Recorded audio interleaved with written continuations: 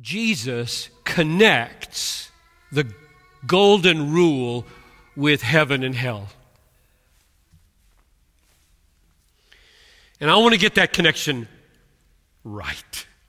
I don't want to say it wrong. I don't want to get the balance wrong. I don't want to get anything out of joint here, because lives are at stake, hearts are at stake, emotions are at stake, churches are at stake, how you talk about heaven and hell and love.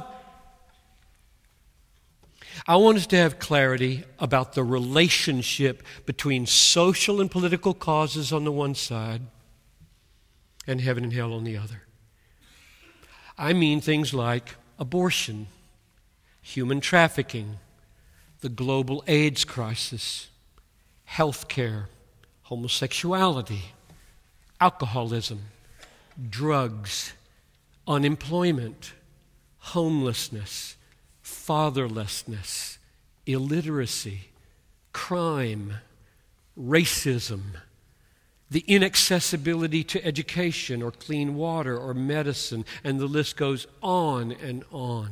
The sufferings of this age are enormous. Call them what you will, social causes or political causes. I want to know how our engagement of those, for example, through the global diaconate, relates to heaven and hell and the death of Jesus to rescue people from everlasting suffering. And I want us as a church to be able to say a few really clear things that we are all, yes, all right? So this is risky.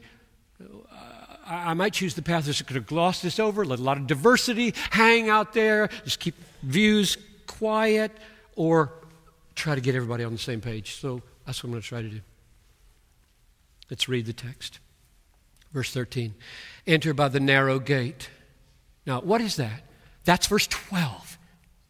He didn't just throw this in here. Whatever you wish that others would do to you, I have just showed you this is impossible. This is hard and impossible. It's a narrow gate. It's a hard way. This is a new topic. This is just bullets, explosives on that topic. Enter by the narrow gate, verse 12. Enter by the narrow gate. It's verse 12. For the gate is wide and the way is easy that leads to destruction.